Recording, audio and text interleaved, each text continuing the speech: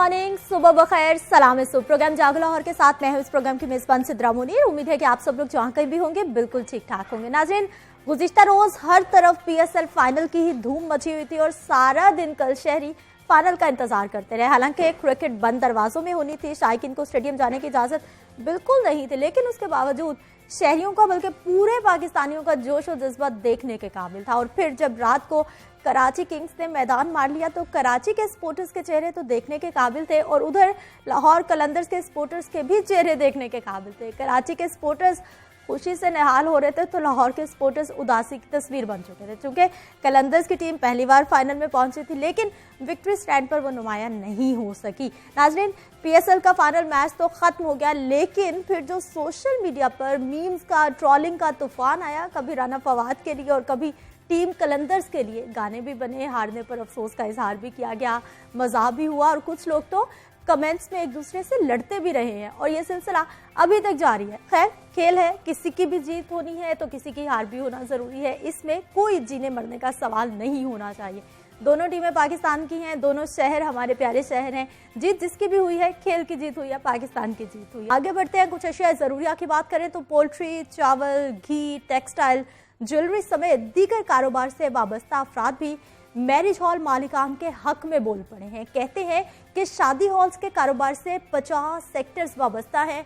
हुकूमत marriage halls की बंदिश के फैसले पर नजर सानी करे। मजीद क्या कहा, अब्दुल कादिर मदनी की रिपोर्ट में देख लेते हैं। सदर लाहौर चैम्बर मियां तारिक मिसबाह और सीनियर नायब सदर नासिर हमीद खान और दीगर की प्रेस कॉन्फ्रेंस। ओहदेदारों ने शादी हॉल्स की बंदिश के हुकूमती फैसले को मुस्तरद कर दिया। कहा, शादी हॉल्स के कारोबार से पोल्ट्री, चावल, घी, टेक्सटाइल, ज्वेलरी समेत 50 सेक्टर्स वाबस्ता हैं। हुकूमत फैसले पर नजर सानी करे। उन्होंने कहा कि सैकड़ों वर्कर्स का रोजगार वाबस्ता है, कारोबार बंद करना कोई हल नहीं। हुकूमत को मालूम होना चाहिए कि शादी हॉल्स और केटरिंग के कारोबार से 50 के करीब बड़ी और छोटी सनतें वाबस्ता हैं।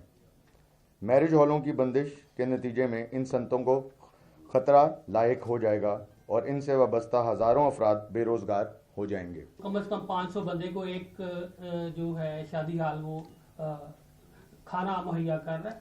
तो हम किस तरफ जाना चाह रहे हैं? गवर्नमेंट को SOPs पे अमल करवाने की तरफ तवज्जो देनी चाहिए। ये कोई हल नहीं है कि जी बंद कर दिया जाए। बंद करने में इसका कोई उनकी सोल्यूशन जो है, हमारी तरफ से लाहौर चैम्बर इस चीज की मुखालफत करता है। आपको फौरी तौर पर अपना जो फैसला है उसको बदलना चाहिए। चावल और पोल्ट्री के कारोबार से वाबस्ता अफराद भी मैरिज हॉल्स मालिकान के हक में बोले। Chairman rice exporters association Faisal Jahangir और पाकिस्तान पोल्ट्री एसोसिएशन के नुसरत जावेद ने कहा कि केटरिंग कंपनियां माहाना 1 अरब रुपए का चावल खरीदती हैं। उन्होंने कहा कि पहले भी शादी हॉल्स बंद होने से पोल्ट्री इंडस्ट्री तबाह हो चुकी है। जो हमारा सीजन चावलों का जोरों शोर से जारी था, वो ऑलरेडी तकरीबन 15% हमारी कीमतें क्रॉप की ऑलरेडी कम हो चुकी हुई है। तो ये फैसला आने के बाद तो फार्मर तकरीबन मरा पड़ा है। मैं अपने मिलर से तो दरख्वास्त करके उनको रोक लूंगा कि वो एहतजाज ना करें, लेकिन अगर फार्मर सड़कों पे आ गया तो हुकूमत उनको रोक नहीं पाएगी और उसमें हम भी बेबस हो जाएंगे। अगर इस वक्त ये सूरत हाल है, अगर बंदिश के साथ अगर ये फर्दर इस साइड पे जाते हैं कि शादी हॉल्स बंद कर दें, फलां चीज बंद कर दें, और इससे फिर इंडायरेक्टली और भी बिजनेस बहुत ज्यादा इफेक्ट हो जाएंगे और बेरोजगारी तो पहले ही पाकिस्तान में बहुत ज्यादा है। प्रेस कॉन्फ्रेंस में साबिक सीनियर नायब सदर लाहौर चैम्बर अली हसाम असगर, सदर पाकिस्तान ज्वेलर्स एसोसिएशन रिजवान शमसी, चेयरमैन लिबर्टी मार्केट मियां जाहिद जावेद ने यकीन दहानी करवाई कि कारोबारी बरादरी SOPs पर भरपूर अमल करेगी। कैमरामैन अजहर बशीर के साथ अब्दुल कादिर मदनी, लाहौर न्यूज।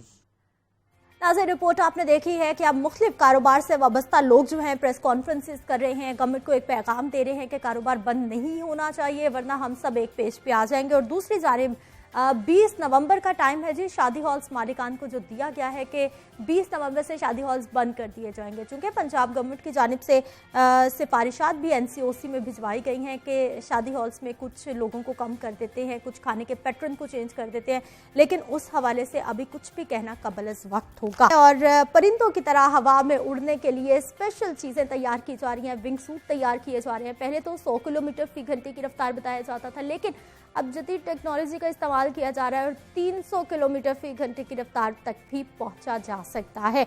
आगे बढ़ते हैं, खबर में आपको दूंगी एक दरिया के बारे में जिसका पानी अचानक से सुर्ख हो गया और उसे देखने वाले भी हैरान रह गए। डिटेल्स आपके साथ शेयर करते हैं जी। रूस के जनूबी हिस्से में वाक़े दरिया का पानी अचानक पुरस्कार तौर पर सुर्ख हो गया, जिससे मकामी अफराद हैरान और परेशान हो गए। दरिया का पानी लाल होने के बाद बत्तखें और दूसरे जानवर भी दरिया में जाने से गुरेजा नजर आए। ख्याल जाहिर किया जा रहा है कि बहते दरिया के रंग में तब्दीली की कुछ वजह आलूदगी है। माहिरीन माहौलियात का कहना है कि दरिया का पानी ड्रेन ब्लॉक होने की वजह से लाल हुआ है। ताहम इस हवाले से अभी तहकीकात जारी हैं कि ऐसा कौन सा केमिकल है जिसकी वजह से पानी सुर्ख हो गया है। नाज़रीन, लाल दरिया की कहानी आपने जानी है। वापस आते हैं एक शॉर्ट ब्रेक के बाद।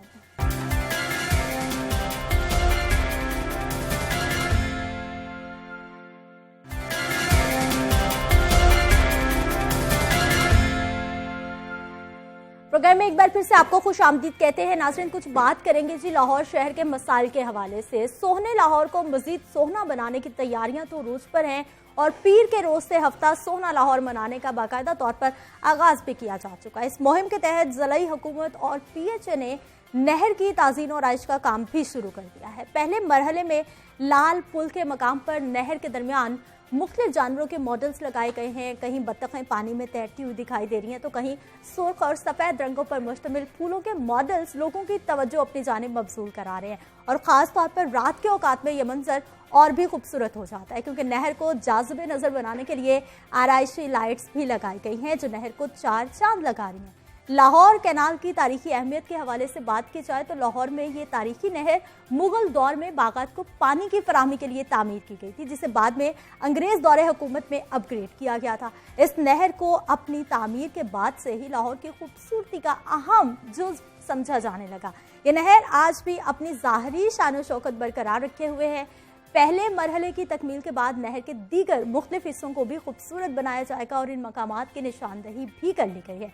ज़ाहरी तौर पर खूबसूरत सजावट तो की जा रही है, लेकिन अंदरूनी तौर पर लाहौर कैनाल गंदगी से अटी पड़ी है। सीवरेज का पानी नहर में फेंके जाने के अमल ने इसे बदबूदार नाले में तब्दील कर दिया है। ताफून और बदबू से शहरी भी परेशान होकर रह गए हैं और एक जानिब लाल पुल के मकाम से नहर को सजाने संवारने का काम शुरू हो रहा है, तो दूसरी जानिब हम लोग देख रहे हैं जी उसी मकाम पर ही नहर में दिन रात बड़ी मिकदार में सीवरेज का इंतहाई गंदा और बदबूदार पानी फेंका जा रहा है और इस गंदे नाले में तब्दील होते जा रहे हैं। इस सूरत हाल के बायस इलाका मकीनों का भी जीना दोभर हो गया है और इसके साथ साथ ये अमल लाहौर को खूबसूरत बनाने के मंसूबे पर सवालात भी उठा रहा है। इस हवाले से हमने बात करनी है। हमारे साथ मौजूद हैं जी नुमाइंदा लाहौर न्यूज़ सोहेल कैसर। सोहेल साहब की ही ये स्टोरी है, इन्होंने ही ये स्टोरी ब्रेक की दिखाया हमें। सोहेल साहब, प्रोग्राम में आपको खुश आमदीद कहते हैं। हमारे साथ मौजूद हैं जी MD वासा सैयद जाहिद अजीज साहब। सर, प्रोग्राम में आपको खुश आमदीद कहते हैं। जाहिद साहब, आपसे सर आगाज़ करना चाहूँगी कि ज़िलाई इंतज़ामिया लाहौर को खूबसूरत बना रही है और सीवरेज का पानी हमारी कैनाल को गंदा करता जा रहा है। मैं थोड़ा सा यही वजाहत करना चाहूँगा कि कैनाल जो लाहौर की है ये BRB से निकलती है चलो पार्क के करीब जी जी, और ये ठोकर के होते हुए आगे जाके किसानों के लिए पानी डिस्ट्रीब्यूट करती है। तो जहाँ से स्टार्ट होती है वहाँ से लेके ठोकर न्याज़बे तक वासा जिम्मेदार है। अच्छा, इसमें कुछ मकामात ऐसे हैं जहाँ पे अंडर पासिस हैं और उनके साथ जब बारिश होती है तो अंडर पासिस का पानी हम उसमें नहर में डालते हैं। बारिश का पानी सिर्फ बारिश के दौरान, ज़ाहिर है बारिश में अंडर पास में पानी आता है। उसके बाद एक लाल पुल के मकाम पे हमने एक एग्जिट बनाया हुआ है पाइप का, वो हमने परमिशन ली हुई है महकमा नहर से। अभी इतवार को 2 दिन पहले बारिश हुई है, तो जिस दिन बारिश होती है उस दिन हम उस बारिश का पानी जो ताजपुरा के इलाके में जमा होता है उसको नहर में उसको डिस्पोज ऑफ करते हैं। लेकिन बारिश के अलावा, जैसे आज का दिन है, आज बारिश नहीं हो रही, आज हम इकट्ठे विजिट करेंगे अगर जलो पार्क से ठोकर तक, तो कहीं पे भी ऐसा पानी गिरता हुआ नजर नहीं आएगा। तो ये थोड़ी सी वजाहत मकसूद है कि बारिश के दिन या बारिश के बाद कुछ देर से चंद घंटे बारिश खत्म हो गई होती है लेकिन पानी अभी खड़ा होता है, तो उसके लिए हमने ये एग्जिट बनाया हुआ है। आज के दिन अगर आप, आज नहर बांध है, कुछ किस्मती है कि नहर बांध है, तो अब देखा जा सकता है कि पानी कहीं जा रहा है कि नहीं जा रहा। तो मैं दावत देता हूं कि आपकी टीम मेरे साथ विजिट करे आज पूरी कोई टाइम फिक्स करके, तो कहीं पे अगर नजर आ जाए तो फिर। जाहिद साहब, आपके साथ टाइम फिक्स करके अगर हम विजिट करेंगे तो फिर तो मामला सारे ठीक ही होंगे ना। सोहेल साहब, हमें ये बताइएगा, जाहिद साहब कह रहे हैं कि आप हमारे साथ चले और वो बारिश का पानी था, बारिश तो इतनी नहीं हुई जितना आपने हमें पानी दिखा दिया। अच्छा, इन दोनों बातों को ना मैं, जाहिद साहब बड़े हमारे मेहरबान हैं, लेकिन यहाँ पर शायद उनको थोड़ी सी गलतफहमी हो गई है। असल में जब हम इधर से जाते हैं ना, धर्मपुरा की तरफ से हम जल्लो की तरफ जाते हैं, तो लाल पुल का रेलवे फाटक आता है। रेलवे फाटक से बिल्कुल मुल्हिका जैसे ही हम रेलवे फाटक तक पहुंचते हैं तो हमारे बाएं हाथ पे वासा का डिस्पोजल स्टेशन है और दाएं हाथ पे नहर होती है। उस डिस्पोजल स्टेशन से जो पानी है, 2 बड़े बड़े पाइप हैं जो पानी की बड़ी मिकदार को, और वो सीवरेज का पानी है। और ये जो पानी हम दिखा रहे हैं ना, ये परसों की स्टोरी है, ये परसों सारा शूट किया था। और जो जाहिद साहब ये कह रहे हैं कि हमने वो इजाज़त ली हुई है महकमा हार से अंडरपासिस का पानी डालने के लिए, वो पाइप और हैं। वो पाइप आते हैं धर्मपुरा से। जब हम लाल पुल की तरफ जाते हैं तो वासा के डिस्पोजल स्टेशन से कोई तकरीबन 3 फरलांग पहले वो पाइप आ जाते हैं और वो दोनों तरफ में लगे हुए हैं, नहर के दोनों तरफ।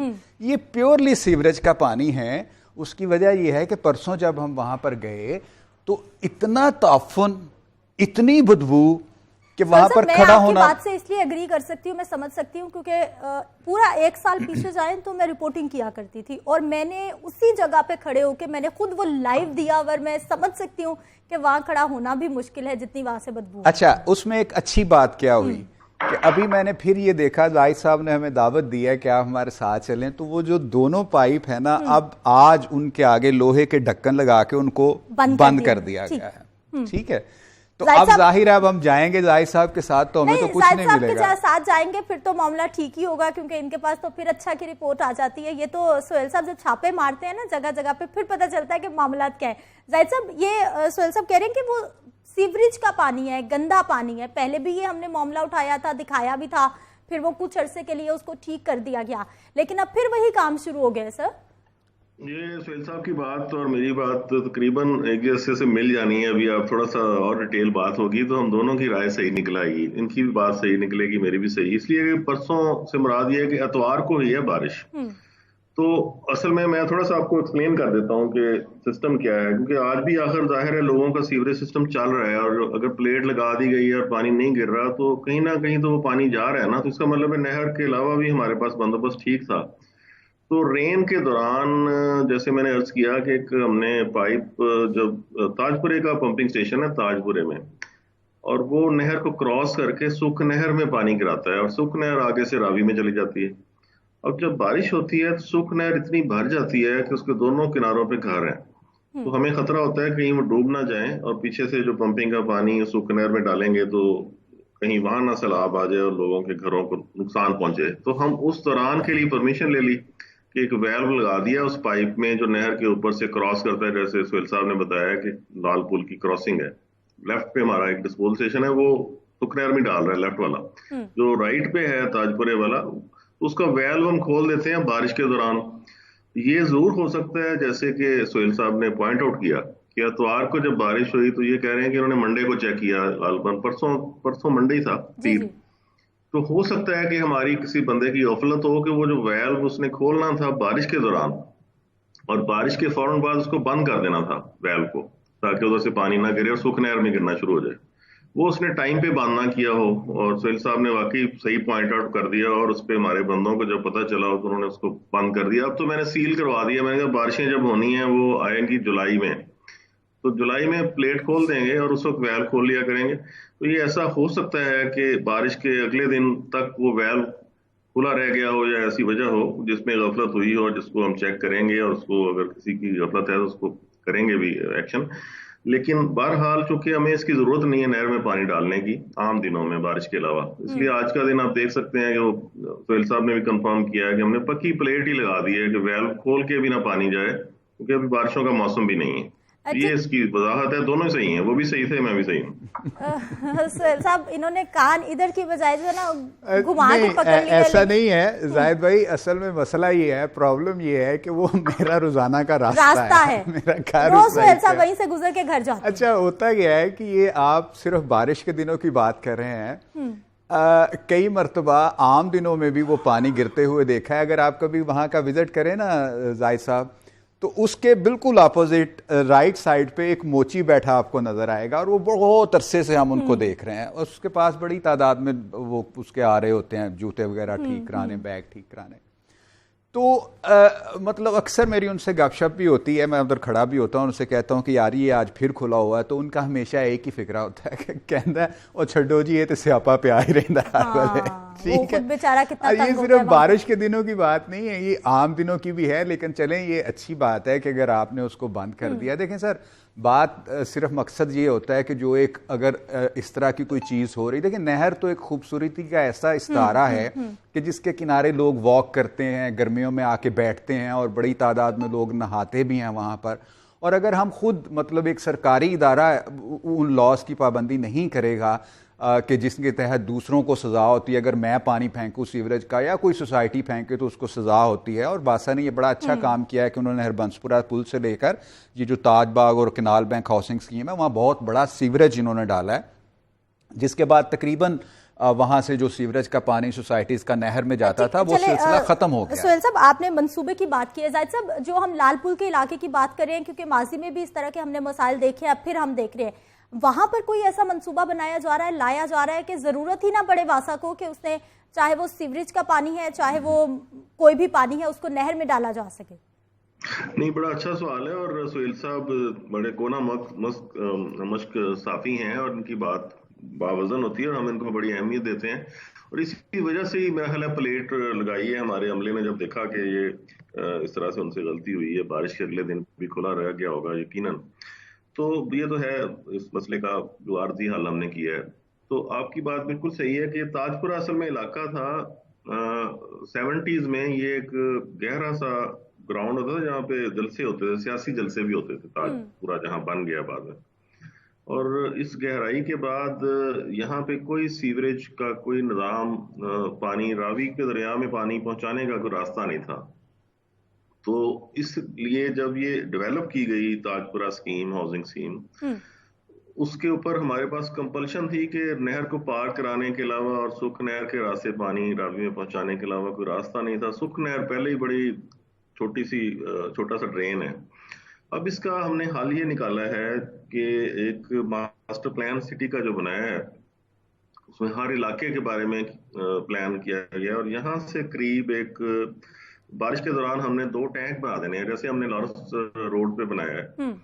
तो ताजपुरा में 2 टैंक्स प्रपोज्ड हैं 15-15 लाख गैलन के। वहां पे बिस्मिल्लाह पार्क है और एक आमना पार्क है। 2 पार्कों के अंदर ये लग जाएंगे टैंक, तो बारिश का पानी सारा लोड उसमें चला जाएगा और जब बारिश खत्म होगी तो फिर उसी सुख नहर में हम डाल दिया करेंगे, क्योंकि तो बारिश के बाद तो सुख नहर खाली हो जाए करीब। तो ये इसका सोल्यूशन हमने सोचा है, उसके लिए फंडिंग की हम गवर्नमेंट को लिख के भेज दिया और इंशाल्लाह फंडिंग की उम्मीद है हमें काफी। ठीक है सोहेल साहब, थोड़ा सा जाहिद भाई ये थोड़ा सा मुझे ये बता दीजिएगा कि ये जो सुख नहर है ये जीटी रोड से नहर की तरफ आती है या नहर से जीटी रोड की तरफ जाती है? जी, ये नहर से जीटी रोड की तरफ, क्योंकि रावी दरिया जीटी रोड की तरफ है, तो लिहाजा ये नहर से लेके इसका फ्लो या बहाव रावी की तरफ है।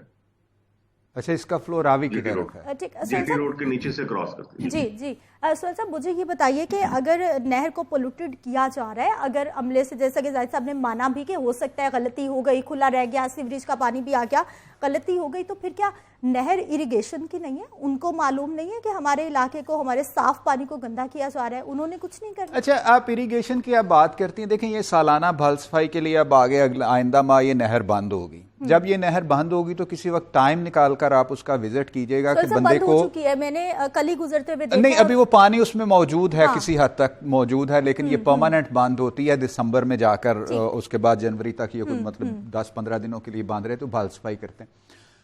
अच्छा, कई सालों से इन्होंने प्रॉपर इसकी भल सफाई की ही नहीं।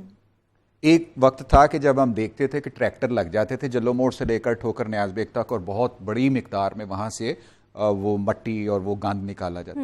अच्छा, जिस वक्त नहर बंद होगी ना तो कभी आप विजिट कीजिएगा, नीचे इतनी गंदगी और खुसूसन पुलों के नीचे, ठीक है, पिछले साल जो इन्होंने भल सफाई की वो इन्होंने मुकम्मल किए बगैर ही इसमें पानी छोड़ दिया। तो जो महकमा अपनी जिम्मेदारी पूरी नहीं कर रहा, जो मतलब एक साल में एक इतनी छोटी सी नहर को साफ नहीं कर सकता, तो वो दूसरी चीजों का ख्याल क्या करेगा? क्या उसका ख्याल रखेगा?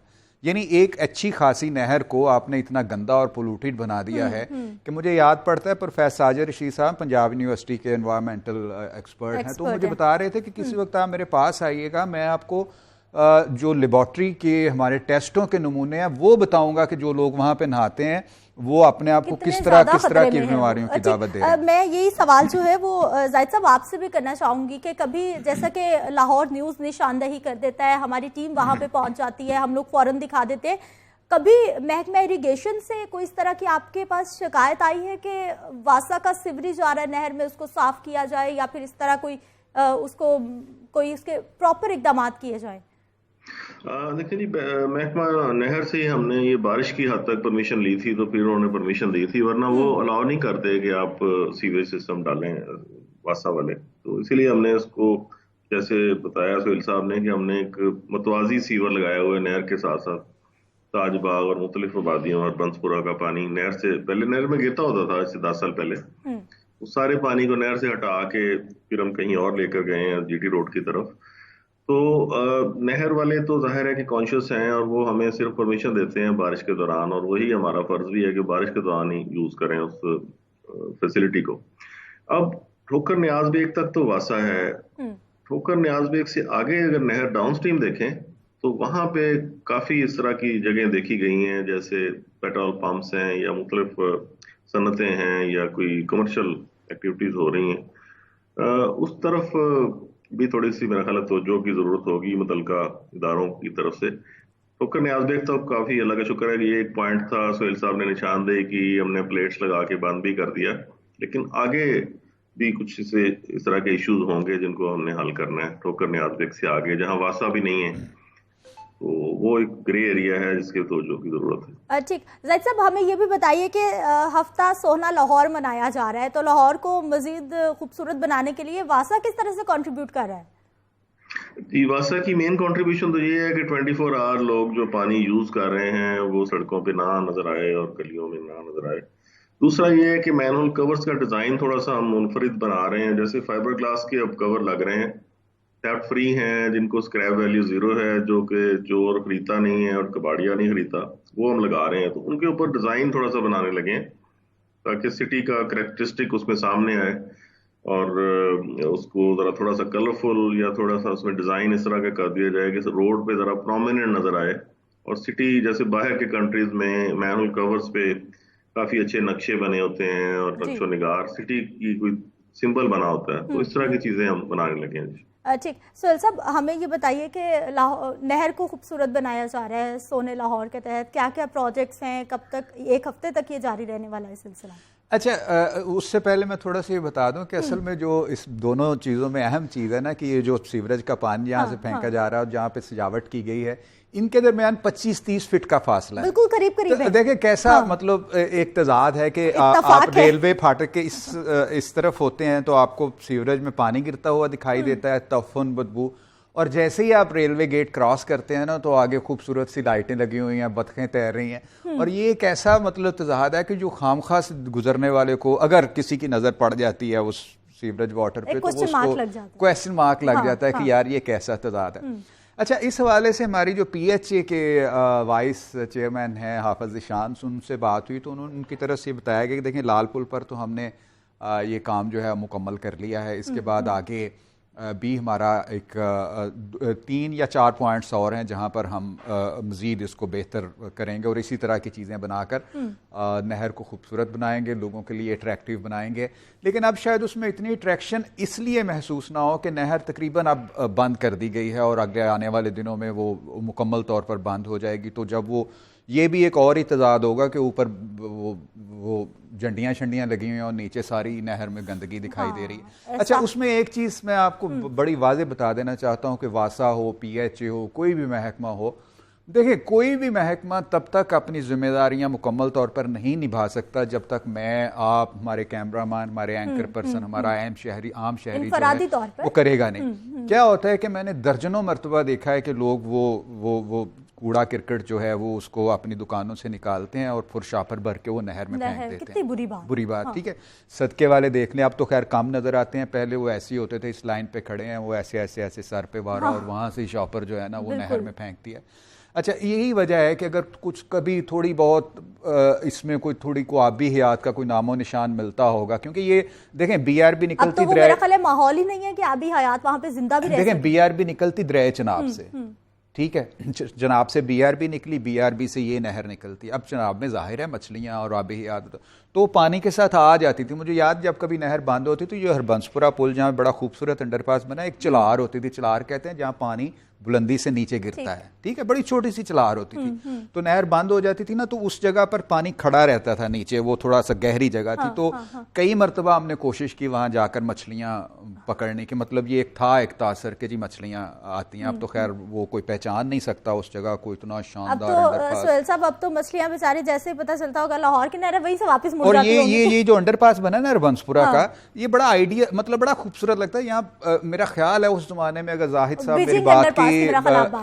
मेरी बात की तस्दीक करेंगे, 50% पंजाबी फिल्मों में किसी ना किसी कई एक सीन्स जो होते थे ना, वो हरबंसपुरा के पुल पर शूट करवाए जाते थे, क्योंकि वो पंजाबी फिल्मों का दौर था और पंजाबी का वो एक कल्चर दिखाई। जाहिद साहब, हमें सर ये बताइएगा कि अभी वासा की जानिब से हम लोग देखते हैं कि मॉनसून में तो आप भी खासे एक्टिव हो जाते हैं, हम भी बात कर रहे होते हैं, तो अभी कौन कौन से प्रोजेक्ट्स हैं जिन पे काम हो रहा है कि आने वाले वक्त में मुश्किलात से बचा जा सके? जाहिद साहब से ये भी पूछ लीजिएगा कि वो आपने भी देखा है वो हरबंसपुरा का जो पुराना पुल है शूट होता है? ये सर सोहेल साहब की बात का भी जवाब दे दीजिएगा। बिल्कुल, ये सोहेल साहब की बात सही है, क्योंकि मैं भी लाहौर का ही चुके रहने वाला हूँ। तो ये वाकई ये पुल ऐसा था जिसपे शूटिंग्स होती थी, गाने शूट हो रहे होते थे फिल्मों के।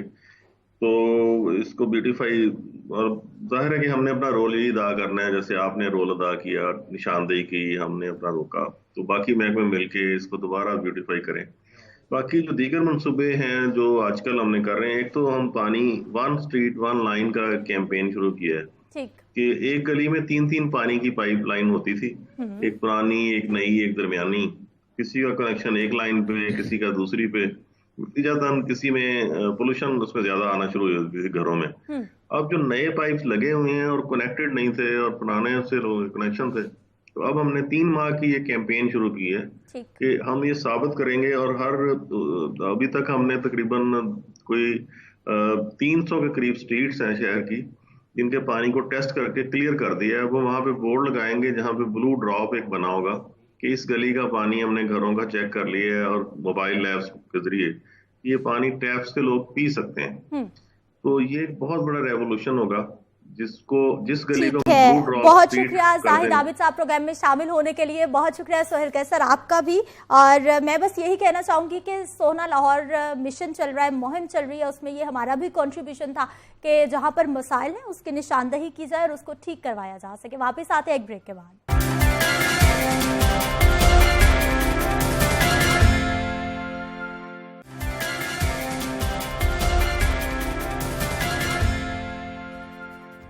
प्रोग्राम में एक बार फिर से आपको खुश आमदीद कहते हैं। नाज़रीन, बात करेंगे कुछ मोहलिक वायरस के हवाले से। तो पाकिस्तान में कोरोना वायरस की दूसरी लहर बहुत तेजी से फैल रही है और दिन ब दिन मुस्बत केसेस की शरह में मुसलसल इजाफा देखने को मिल रहा है। सरकारी एदादोशुमार के मुताबिक गुज़िश्ता 24 घंटों के दौरान मुल्क भर में कोरोना के 29,511 टेस्ट किए गए हैं, जिनमें से 2,208 अफराद में कोरोना वायरस की तस्दीक हुई है, जबकि वायरस से मजीद 37 अफराद मौत के मुंह में जा चुके हैं। पाकिस्तान में कोरोना केसेस से हलाकतों की तादाद 7,230 तक जा पहुंची है। वजीर आज़म पाकिस्तान इमरान खान की जानिब से कोरोना वायरस से बचाव की वैक्सीन के लिए एडवांस बुकिंग की मंजूरी दे दी गई है, जिसके बाद हुकूमती सतह पर पाकिस्तान ने 2 बड़ी फार्मास्यूटिकल कंपनी से रब्ता भी कर लिया है। और नाज़रीन, एक जानिब हुकूमत की जानिब से मोहलिक वायरस के तदारुक के लिए इकदाम किए जा रहे हैं, तो दूसरी जानिब पाकिस्तान में कोरोना वायरस ने सेहत के निज़ाम में पाई जाने वाली बहुत सारी खामियां अब वाज़े कर दी हैं। पाकिस्तान में कोविड-19 के फैलाव के साथ जहां तिब्बी अमले के लिए हिफाजती सामान और मरीजों के लिए बिस्तर, वेंटिलेटर्स, ICU वार्ड्स और अद्वियात की कमी महसूस की जा रही थी, वहीं पर अब ऑक्सीजन की किल्लत का मसला भी सर उठा रहा है। पाकिस्तान में ऑक्सीजन सिलेंडर्स की किल्लत, तलब और कीमत बढ़ने से मरीजों को बहुत ज़्यादा मुश्किलात का सामना है। छोटे बड़े शहरों में, एक तरफ तो बड़े शहरों के बड़े अस्पतालों में भी मरीजों के लिए ऑक्सीजन की कमी रिपोर्ट हो रही है, जबकि महकमा सेहत के हुकाम ऑक्सीजन की तलब को सांस की भूख या फिर एयर हंगर के नाम से जानते हैं। और उनका कहना है कि कोरोना वायरस के शदीद हमले के दौरान मरीज को ऑक्सीजन या मसनूई सांस की अशद ज़रूरत पड़ सकती है, और अगर मरीज की ये तलब पूरी ना की जाए तो मौत भी वाक़ई हो सकती है। पंजाब में ऑक्सीजन सिलेंडर्स 3 गुना कीमत पर फरोख्त हो रहे हैं। शदीद अलील मरीजों की तादाद भी बढ़ रही है। ऑक्सीजन सिलेंडर के आगे लगने वाला रेगुलेटर जिसके जरिए मरीज को ऑक्सीजन फराहम की जाती है, आम दिनों में उसकी कीमत 1500 से 2000 रुपए में होती थी और वो बआसानी मिल जाता था। ताहम अब उसकी कीमत 8 से 9000 रुपए हो गई है। और ऑक्सीजन सिलेंडर की डिमांड कितनी है, दस्तयाब कितने हैं, ऑक्सीजन सिलेंडर्स की कीमत में इजाफा और सप्लाई में क्यों हम लोग इतना तजाद देख रहे हैं, इन तमाम मामलात पे हम बात करेंगे। और हमारे साथ मौजूद हैं जी प्रोफेसर डॉक्टर असद असलम साहब है, CEO हैं आप न्यू अस्पताल से आपका ताल्लुक है। डॉक्टर साहब आपको प्रोग्राम में खुश आमदीद कहते हैं। डॉक्टर शाहिद मलिक हमारे साथ मौजूद हैं, पब्लिक हेल्थ एक्सपर्ट है, सेक्रेटरी जनरल लाहौर है, पाकिस्तान मेडिकल एसोसिएशन से आपका ताल्लुक है। इस प्रोग्राम में आपको भी खुश आमदीद कहते हैं। डॉक्टर साहब सबसे पहले तो कोरोना की वेव और ऑक्सीजन, ये माफियाज का कसूर है, ये किसका कसूर है कि जिस चीज़ की हमें ज़रूरत पड़ती है क्या वो महंगी हो जाती है या मार्केट से गायब हो जाती है? जी बिस्मिल्लाहिर्रहमानिर्रहीम। देखें, जहाँ तक सरकारी हॉस्पिटल का ताल्लुक है जी, वहाँ पर हमें किसी भी चीज़ की कमी का सामना नहीं करना पड़ रहा। और बल्कि मैं ऑक्सीजन सिलेंडर के मतलब यहाँ तक बताऊँ कि हमें NDMA ने के इतने सिलेंडर प्रोवाइड कर दिए हैं जो हमने स्टोर किए हुए एक्सपो सेंटर के स्टोर हाउस में, ताकि उन हॉस्पिटल को फ़ौरन प्रोवाइड कर दें जहाँ पर उसकी अगर खुदा न खासा किल्लत महसूस होती है। तो इस वक्त हमें सरकारी हॉस्पिटल में किसी किस्म की कमी नहीं है, ना ऑक्सीजन सिलेंडर्स की, ना ऑक्सीजन वाले बेड्स की। हमारे पास सिर्फ मेयो हॉस्पिटल में ही इस वक्त 370 बेड सिर्फ विद ऑक्सीजन मौजूद हैं और 455 बेड्स हमारे पास टोटल इस वक्त मौजूद है। तो हमें इस किस्म किसी चीज़ की किल्लत का सामना नहीं करना पड़ता। कितने % लोग हैं जिन्हें ऑक्सीजन की जरूरत पड़ती है? देखें, इस वक्त लाहौर में 244 पेशेंट दाखिल हैं। अच्छा, जिनमें 19 प्राइवेट अस्पताल शामिल हैं और 13 जो हैं सरकारी अस्पताल। और इनमें इस वक्त 195 जो हैं वो पॉजिटिव हैं, बाकी सस्पेक्टेड हैं। ये वो पेशेंट हैं जो सारे के सारे क्रिटिकल हैं, जिनको ऑक्सीजन की ज़रूरत है। इनमें से 11 पेशेंट जो हैं जो सीधे सीधे वेंटिलेटर पर हैं, बाकी हाई फ्लो ऑक्सीजन पर हैं, CPAP पर हैं, BiPAP पर हैं या नॉन रीब्रीदिंग मास्क पर हैं। तो ये सारे के सारे वो हैं जो जिनको ऑक्सीजन की ज़रूरत है, जो शॉर्टनेस ऑफ ब्रेथ के साथ घरों से अस्पताल में शिफ्ट किए गए। ठीक डॉक्टर साहब, ये ऑक्सीजन का मसला हम लोग देख रहे हैं ना सिर्फ कोविड में बल्कि और भी बहुत सारी बीमारियां होती हैं जिनमें पेशेंट्स को ज़रूरत पड़ जाती है, प्राइवेटली पड़ जाती है, क्लिनिक्स पे पड़ जाती है, बहुत सारे लोग घरों में इस्तेमाल कर रहे होते हैं डॉक्टर की रिकमेंडेशन के बाद। कीमतें आसमान पे पहुंच चुकी हैं। मास्क की ज़रूरत पड़ी तो मास्क हमने जो है वो 5 रुपये का हमें 100 रुपये में मिला। अब ऑक्सीजन की हमें ज़रूरत पड़ी है, सेकेंड वेव है, उस पर हम लोग देख रहे हैं कि मुसलसल सूरत हाल ख़राब होती जा रही है। देखिए, आपके क्वेश्चन के 3 एस्पेक्ट हैं जी। एक तो है स्टेट का रेगुलेटरी का फुकदान, अदाराती कोलैप्स, इंस्टीट्यूशन कोलैप्स। देखिए, इन तमाम चीज़ों के ऊपर एक हेड के ऊपर एक ड्रैप बैठा हुआ है। ड्रैप के अंदर एक इंतहाई इनकम्पिटेंट अदारा है, उसे यही नहीं पता कौन सी दवाई आनी है, कहाँ से आनी है, कौन सा इक्विपमेंट आना है, कहाँ से आना है। ये हमने पूरा स्पेक्ट्रम देखा है इन चीज़ों का। बात यह 2 चीज़ें, एक तो हम बेसिकली एक लालची एक एनवायरनमेंट में रह रहे हैं। ये मास्क 2-2 हज़ार से शुरू हुआ तो ये कितने का था, 200 का, 300 का। तो अल्टीमेटली बात यह है कि जब किसी मुल्क के अंदर, किसी स्टेट के अंदर रवैया गलत हो, स्टेट के इंस्टीट्यूशन कोलैप्स हो, तो फिर यही सिचुएशन होती है। ऑक्सीजन की आपने बात की, this is a essential commodity, this is an emergency situation for ICU, for positive pressure corona के लिए। एक सिचुएशन नहीं, कई सिचुएशन है। प्रोफेसर सर ने ठीक कहा कि सरकारी तौर पे तो आप अपनी कैपेसिटी के अंदर आप ठीक कर लेते हैं। न्यू अस्पताल ने एक रोल मॉडल पेश किया है इस मामले में। अभी ये बहुत ज्यादा दूसरे अस्पतालों में ये सूरत शायद ना हो। बात यह है कि प्राइवेट सेक्टर तो अनगवर्नड है, अनरेगुलेटेड है, उस वजह से सफर कौन कर रहा है? कॉमन मैन, अवाम। बिल्कुल डॉक्टर साहब, ये ड्रग रेगुलेटरी अथॉरिटी की बात की जा रही है। हम लोगों ने पहले भी देखा मेडिसिन महंगी हो गई, जो इंजेक्शन हमें सस्ता मिलना था वो कितने फीसद हमें महंगा मिला। अब ऑक्सीजन तो मेरा ख्याल है इस मौसम में वैसे बहुत सारे पेशेंट्स को ज़रूरत पड़ती है। देखिए, ऑक्सीजन के लिए हम एनुअल रेट कॉन्ट्रैक्ट करते हैं किसी भी हॉस्पिटल में। मेयो हॉस्पिटल का भी रेट कॉन्ट्रैक्ट है, बाकी सरकारी अस्पतालों का। तो उस रेट कॉन्ट्रैक्ट से कभी बाहर नहीं जाता, वो कंपैरेटिव होता है। ये तो सरकारी मामला था। जी कंपैरेटिव है। हमने एनुअल रेट कॉन्ट्रैक्ट किया हुआ है, हमें 100 मरीज के लिए या 1000 मरीज के लिए 5000, हमें वो उसी रेट पर देंगे, वो प्राइस इंक्रीज नहीं करते। और हमें पिछले पूरे 1 साल ही तकरीबन हो गया ना जब इसको कोविड को, हमें अभी तक जिस रेट पर कॉन्ट्रैक्ट किया हमें उसी रेट पर ऑक्सीजन मिल रही है और वाफिर है जी भी। आने वाले वक्त में सर जितने पेशेंट रिपोर्ट हो रहे हैं कोविड के या फिर इस मौसम के हवाले से, कोविड तो एक बड़ी अजीब सी सिचुएशन हो गई ना, तो आने वाले वक्त में भी हमें किसी तरह की कोई किल्लत या कोई मामला तो नहीं? कोई भी नहीं। और मैं अभी कंफर्म कर रहा था 5000 सिलेंडर एनडीएमए ने हमें दिए हैं पंजाब गवर्नमेंट को, जो हमारे पास पड़े हैं, वो सिर्फ हमने रिजर्व में रखे हुए हैं। किसी अस्पताल को जरूरत है उसी वक्त हुकूमत को कहेगा हम उनको रवाना कर देंगे। लेकिन ये तो आप गवर्नमेंट हॉस्पिटल्स को ही देंगे ना, प्राइवेट सेक्टर के साथ तो ये मामला नहीं होगा। लेकिन 80% पेशेंट जो हैं वो सरकारी अस्पतालों में आ रहे हैं। ठीक, 3,500 बेड जो सिर्फ सरकार ने, पंजाब हुकूमत के सरकारी अस्पतालों ने अरेंज किए हैं फॉर कोविड पेशेंट। ठीक डॉक्टर साहब, इस मौसम में चूंकि आप पब्लिक हेल्थ एक्सपर्ट भी हैं, इस मौसम में खासतौर पर तकरीबन कितने पेशेंट्स होते हैं जो कि ऑक्सीजन की जरूरत के साथ, किस किस बीमारियों के साथ प्राइवेट हॉस्पिटल्स में या फिर क्लिनिक्स में रिपोर्ट हो रहे होते हैं? देखिए, बात यह है कि इस तरह के ऑक्सीजन एक इमरजेंसी टेक्निक है। अब देखें, ये जो कोरोना के अंदर हमने पॉजिटिव प्रेशर ऑक्सीजन को इंश्योर करना है बाई पैप और सी पैप के जरिए और वेंटिलेटर के जरिए, वो भी वेंटिलेटर ही है।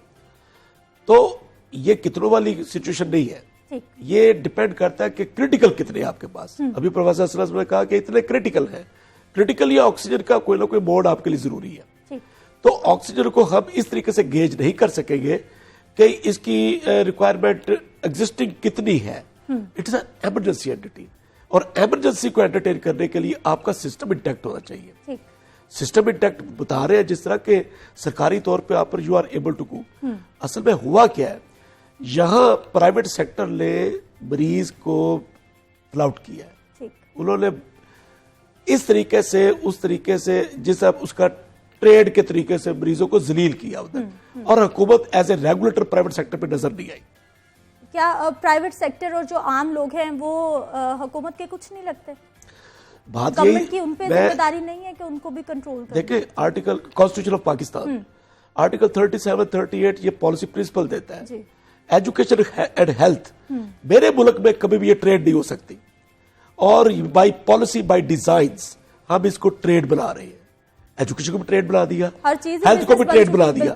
अगर ये हेल्थ और एजुकेशन ट्रेड बनेगी तो it is not a welfare state, ये तो एक कारोबार है ना। फिर तो कारोबार, आप इस कॉमन दो तरीके हैं सिद्धरा, मेरी जेब में पैसे डाल दीजिए, मुझे कहें हर चीज खरीद दो। दूसरा तरीका यह है कि मेरे पैसे नहीं है तो मार्केट इतनी सस्ती कर दो कि मेरे लिए वो भी हो। ये दोनों तरीके इधर डिफंक्ट है। डिफंक्ट इसलिए है कि मेरी जेब में पैसे नहीं है।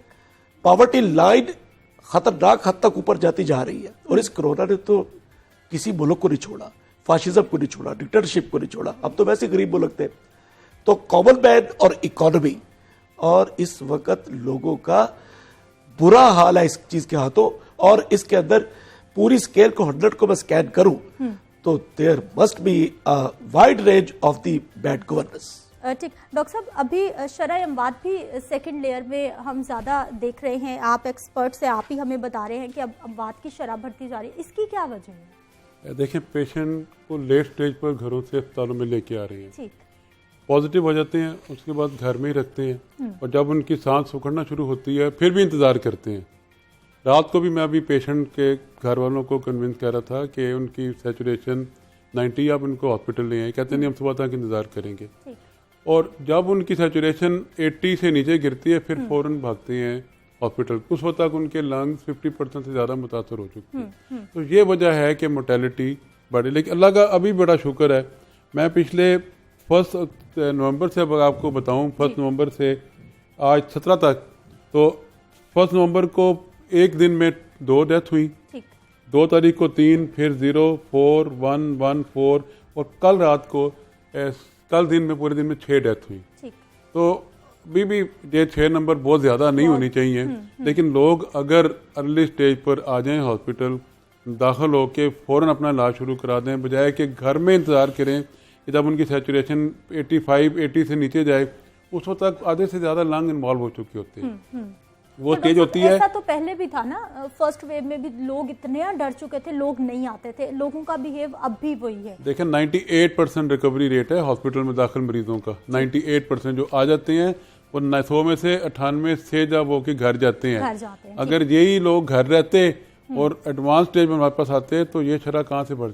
अर्ली स्टेज पर आने से वो स्टेज है कि जब हम उनको स्पेसिफिक इंजेक्शन लगा दें, हाई फ्लो ऑक्सीजन दे दें तो वो बच जाते हैं। ठीक। डॉक्टर साहब, एक पॉइंट जो मेरे जहन में आ रहा था वो ये भी है ना कि अब हमारे जो एक्सपर्ट्स हैं, मेडिकल एक्सपर्ट्स हैं, वो खासा समझ भी चुके हैं कोरोना को, मेडिसिन को, कि किस पेशेंट को किस चीज़ की ज़रूरत है। उसके बावजूद फिर ये मौत का बढ़ना भी एक क्वेश्चन मार्क नहीं है? क्या वायरस फिर से म्यूटेट हो गया, ऐसा भी कुछ हो सकता है? इस पे भी कोई तहकीक जारी है या फिर हमारे रिसर्चर्स काम कर रहे हैं? नहीं, मैं दोबारा बताता हूँ कि ये डेथ उन लोगों की हो रही है जो एडवांस स्टेज ऑफ डिजीज पर अस्पताल में आते हैं, उसकी वजह से।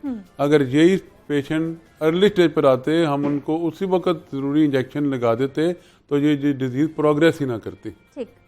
डॉक्टर साहब, हमें ये बताइए कि ऑक्सीजन का इस्तेमाल किस सूरत में होता है? क्या लोग अपने तौर पे घर में खुद से कर सकते हैं ऑक्सीजन का इस्तेमाल? देखिए, ये तो एक साइंटिफिक इंटरवेंशन है, साइंटिफिक ट्रीटमेंट है। जिस तरह अभी बताया गया कि सर बता रहे थे कि ऑक्सीजन सैचुरेशन को मॉनिटर करने के लिए एक पायलट चाहिए, एक स्किलफुल माइंड चाहिए। कहते हैं कि आई ब्रेन कॉम्प्लेक्स, ऐसा ब्रेन वो चीज देख ही नहीं सकता जिसको उसके अंदर कोडिंग नहीं है। तो ऑक्सीजन सैचुरेशन को लेवल देखना, देखिए मरीज के पास सिर्फ एक चीज है, साइन देखता है डॉक्टर, सिम्टम बताता है मरीज की अगर ऑक्सीजन खराब, पहले उसका सांस खराब हो रहा है तो टाइमली लेके जाया जाए उस वक्त। जैसा प्रोफेसर हुआ ये कि ये घर के अंदर ऑक्सीजन लगाए, अगर कोई हेल्थ केयर प्रोवाइडर उनके पास है तो, और आईसीयू नो हाउ का, उसको टेक्निक है, उसकी पॉजिटिव फ्लो कब देना है, ये और कैसे लगना है, क्या करना है, रेगुलेटर को कैसे मैनेज करना है। अदरवाइज तो ये वहां भी प्रॉब्लम है। हुआ ये कि मरीज डॉक्टर अस्पताल क्यों नहीं आ रहा। रवैये बिल्ड करने के अंदर हमारी ट्रैफिकिंग काउंट करती है। हमने पुलिस के लिए मरीजों को उठाया, लोग डर गए, लोग और मिथ, लोगों के रवैये गलत है, अनहेल्दी रवैये है।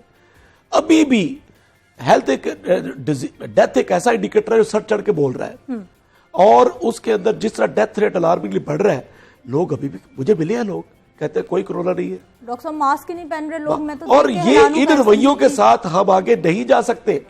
देखें जिस तरह 2 जंगें अजीम हुई थी, first world war, second world war 40s में, तो यहां पे पहली वर्ल्ड वार, पहली कोरोना वार थी जो आपने मार्च में लड़ी। अब ये दूसरी कोरोना वार है जो नवंबर में है। वहां पर था समर, ये है विंटर, यहां हालात ज्यादा खराब है, बिल्कुल फर्टिलिटी रेट इज, इम्यूनिटी वैसे ही कॉम्प्रोमाइज्ड है। तो यहां पर लोगों को देखिए, हुकूमत को थोड़ी सी पॉलिसी चेंज करनी पड़ेगी। अभी सिद्रा नारकली चले जाए, रात को 1 बजे तक आवारागर्दी लोग करते हैं, बिल्कुल करते हैं। आइसक्रीम की दुकानों के ऊपर कौन खा रहे हैं, बिल्कुल ऐसा ही है। और यंग बच्चा जिसकी इम्यूनिटी ठीक है वो खड़ा है। ठीक।